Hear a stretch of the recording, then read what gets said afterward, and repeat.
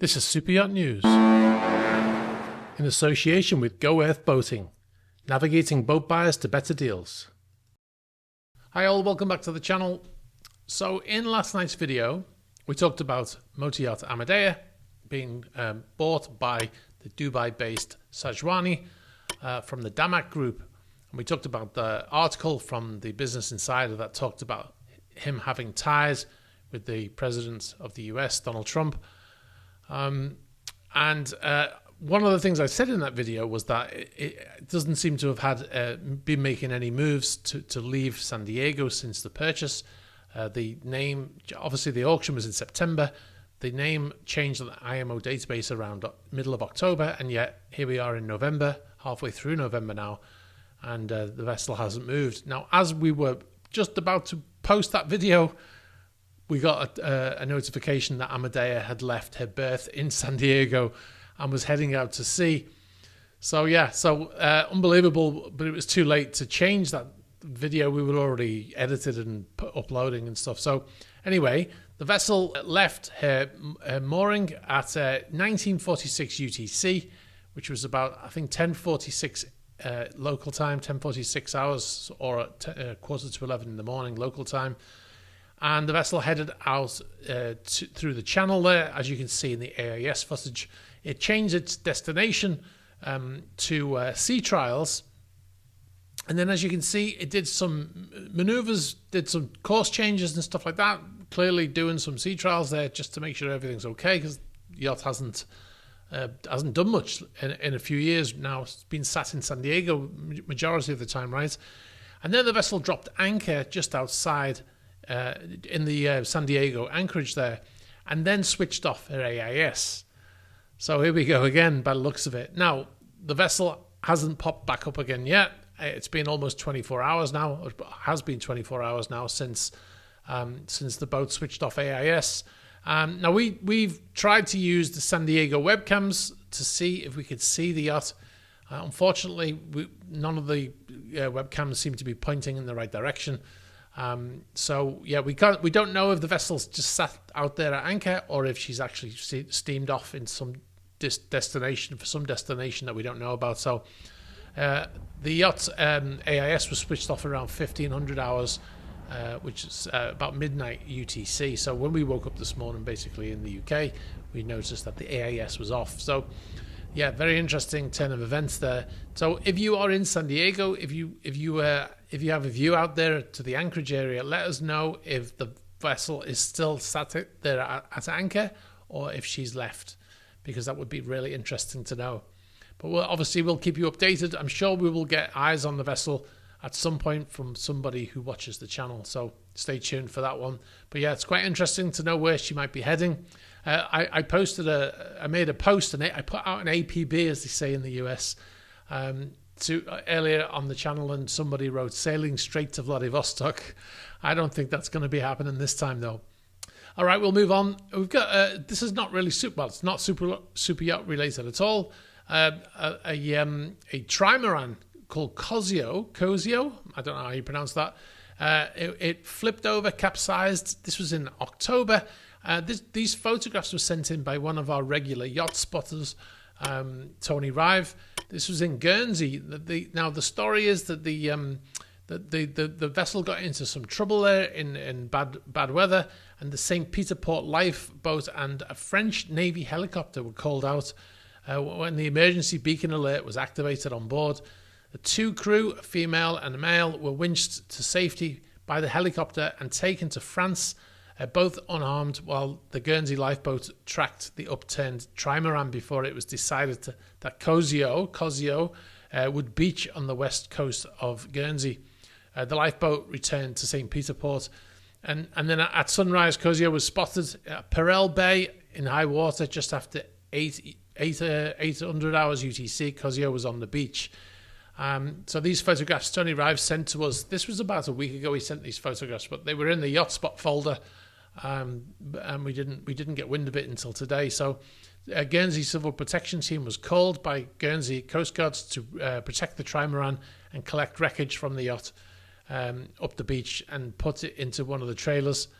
And yeah, so there you go. So the vessel was eventually moved. Excavators lifted the 3.5-ton vessel and moved it up the beach. So the two crew were flown to Guernsey in the afternoon, and the yacht's support crew arrived at St. Malo by ferry in the morning. All helped to move the trimaran with civil protection volunteers. Apparently Tony's one of the people who was helping directing on the main coast road. So that's interesting, isn't it? So thanks very much for sending those photos in. I hope the two people were okay. It would appear that they were. They were released from hospital. So, all right, we'll move on. We've got a curious thing we noticed while we were looking at AIS the other day. We got a tracker to say that Wingman had changed the name. She appears to have changed her name from Wingman to Calm, Kalm. But what it did, it sparked our interest. And we noticed that the another vessel that Mark Zuckerberg bought, a second support vessel he bought, the U81, previously named U81, has been renamed to motor yacht Wingman, just like the other vessel, the former Dapple yacht, which was renamed to Wingman, which he's been using for the last year or so. On the IMO database, they're both listed as supply tenders. That's the type of vessel. But they're on AIS, they're both listed as well. Actually, one of them's listed as a yacht, and one of them's listed as a tug. It's certainly not a tug, but yeah, it's interesting how the AIS listing is different. Both have the same job as well, right? So that I just thought that was interesting. So we thought we'd let you know about that one.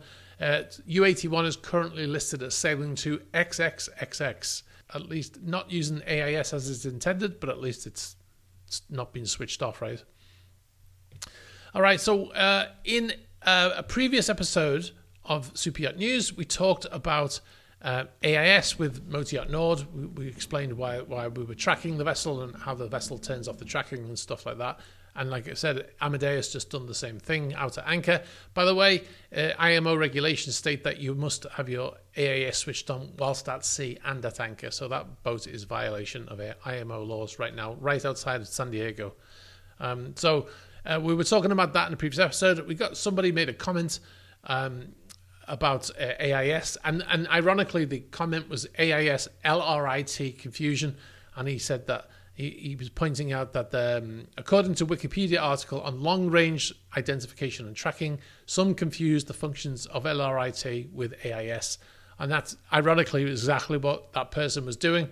Because the two things are kind of similar when you look at it, and there's a lot of confusion, even with people on board, even with very knowledgeable engineers that I've spoken to in the past that don't know the difference between. Well, they know that they're different, but they don't know how both of them work.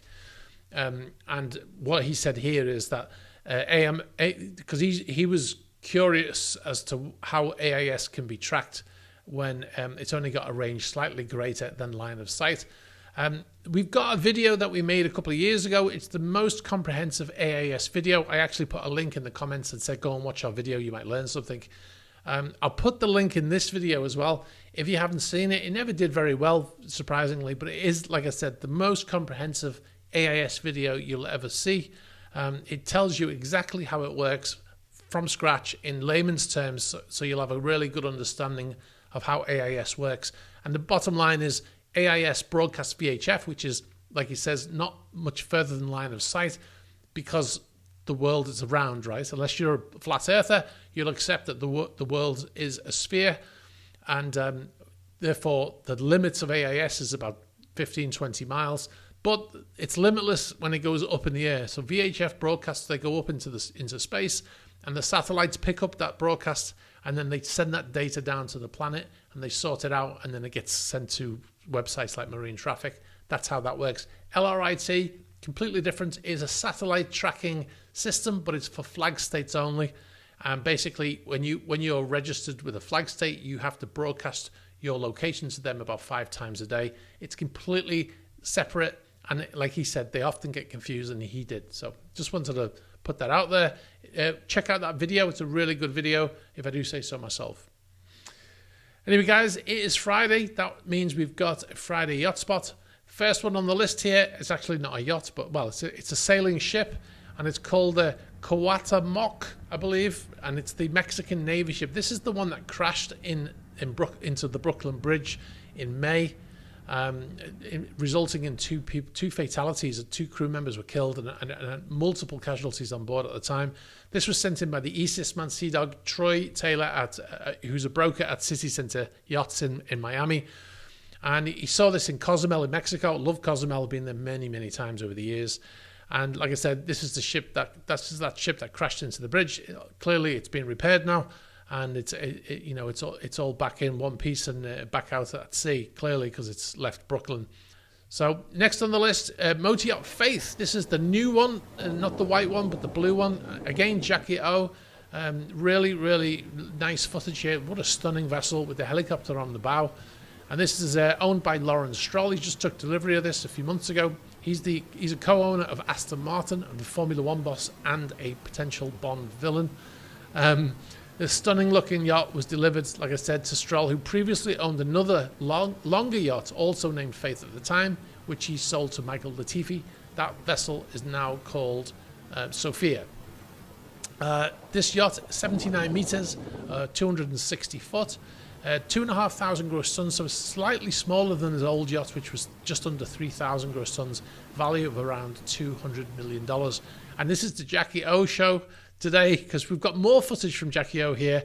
Graham Hart's Ulysses, this is in Villefranche-sur-Mer. So these are all in the same area. 102 meters, or 336 feet. This was delivered in 2024 by Fedship. Value around $275 million. I think this is his 5th yacht. It might even be 6th. He owned those 2 boats that he had built at Clever Marine in Norway. The 2 really utilitarian-looking vessels, now owned by Yuri Milner.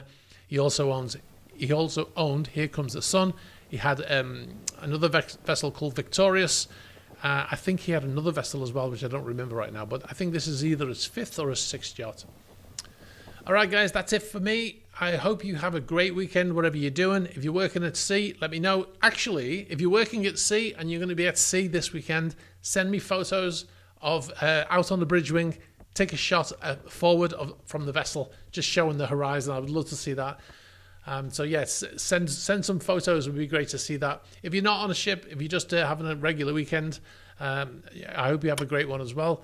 If you've got any footage for us, like Jackie O sent in, if you've got any footage or photos, you can send it to the link in the description. It's also the link in the ticker, which is also in the description of the video. Please be sure to send to WeTransfer, because we have someone sorting it out now. If you email photographs straight to us, then they don't get sorted by the same person, so it's a little bit confusing. If you've got any information for us, especially about the whereabouts of Amadea, please be sure to get in touch in the email address below. And like I said, have a great weekend, and I'll catch up with you soon. Oh, but one more thing. We've got a video coming out. I think we've got a video coming out on Sunday.